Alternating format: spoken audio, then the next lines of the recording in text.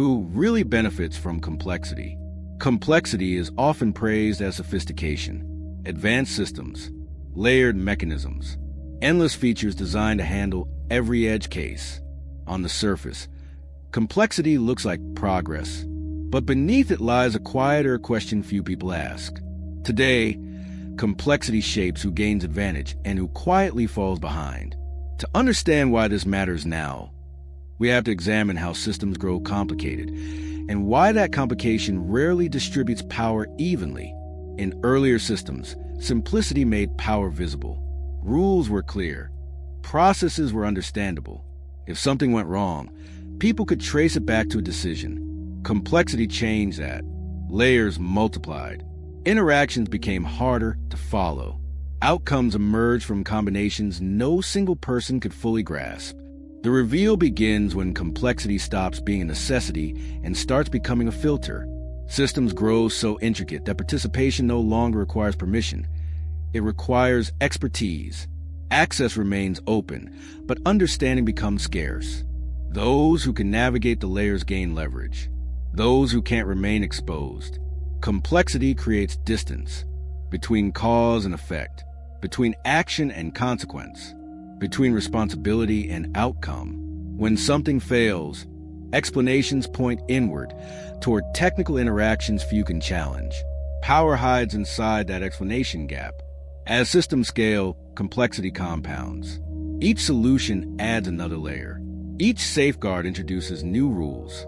Each optimization increases interdependence. The system becomes impressive and opaque. Transparency exists in theory, but comprehension does not. This is where advantage concentrates, not through exclusion, but through interpretation. Those who understand the system shape outcomes quietly. They anticipate behavior. They position themselves ahead of execution. Others follow signals without knowing where they originate. The unsettling realization is not that complexity exists. It's that complexity is rarely neutral. It decides who can see the system clearly and who must simply trust that it works. As complexity deepened, its effects became visible not in access, but in outcomes.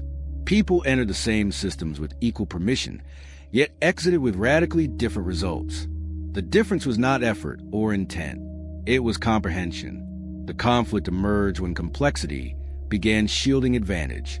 Systems were technically transparent, yet practically unreadable. Documentation existed, but meaning was buried beneath abstractions. Rules were published, but interactions between them produced outcomes few could predict. Those who understood these interactions gained leverage without ever appearing powerful. Institutions leaned into complexity as protection. Layered systems reduced accountability. When results were questioned, explanations became technical rather than ethical. Responsibility dissolved into architecture. Complexity did not just manage risk, it obscured it. Inside these environments, behavior shifted. Participants stopped questioning structure and focused on surface signals. Metrics replaced understanding. Interfaces replaced insight. People followed what worked without knowing why it worked, trusting that the system was fair because it was complicated. Meanwhile, those who mastered complexity operated differently. They didn't react. They anticipated. They recognized patterns before outcomes appeared. Their advantage compounded quietly, reinforced by systems that rewarded foresight while appearing neutral. Emotionally, frustration grew among those left behind. The system didn't feel hostile. It felt indifferent. Failure arrived without explanation. Success looked inaccessible. Complexity became a wall no one admitted existed, because access was technically open. The deeper issue was not that systems were complex. It was that complexity concentrated power, while denying it did so. When rules become unreadable, challenge becomes impossible. And when challenge becomes impossible, advantage hardens. The build-up pointed toward an uncomfortable question. If complexity determines who benefits, then who decides how complex a system should be? Because complexity doesn't just manage systems, it governs them. As complexity became embedded, its defensive nature grew stronger. The more intricate the system, the harder it was to challenge outcomes. Disagreement required understanding. Reform required mastery. And mastery demanded time, resources, and sustained attention that few could afford. The conflict intensified when complexity began protecting itself. Any attempt to simplify was framed as naive. Any critique was dismissed as uninformed. The system appeared neutral, yet only those fluent in its language were heard. Complexity became legitimacy. In practice, this shifted power away from formal authority and toward interpretation. Influence belonged to those who could explain why outcomes were inevitable, why failures were unavoidable, why alternatives were unrealistic. Complexity didn't silence opposition. It exhausted it. Organizations relied on this shield unconsciously. When problems surfaced, they pointed to interactions too intricate to isolate. Fixes required additional layers, further deepening opacity. Each solution increased dependence on expertise, widening the gap between operators and participants. People inside these systems adapted by narrowing focus. They learned enough to function, not enough to challenge. Survival replaced curiosity. Compliance replaced critique. Complexity trained behavior, just as incentives did, by making resistance costly. Emotionally, resignation set in. The system felt too large to grasp, too technical to question, too essential to abandon. Trust became passive. Acceptance replaced consent. Complexity did not need to persuade. It overwhelmed. The build-up reached a critical realization. Complexity had become a form of governance, not through rules, but through incomprehension, not by exclusion, but by fatigue. Those who benefited rarely needed to defend their advantage.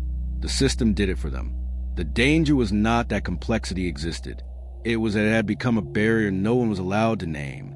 The turning point came when complexity stopped being mistaken for sophistication. The question shifted from how advanced systems were to who they truly served. What once felt like progress began to look like protection, not of users, but of advantage. The climax revealed a quiet truth. Complexity does not distribute power evenly. It concentrates it. The more intricate a system becomes, the fewer people can meaningfully question it. Decisions feel technical rather than political. Outcomes feel inevitable rather than chosen. And responsibility dissolves into layers no one person fully controls. Out of this realization, a counter-movement began to form, not against complexity itself, but against unnecessary complexity. Designers started distinguishing between depth and opacity.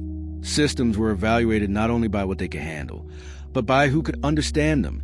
Simplicity became a form of accountability. The resolution reframed progress in a fundamental way. A system was no longer considered advanced simply because it was complex. It was considered mature if its complexity was legible, if power could be traced, if outcomes could be challenged without requiring total mastery.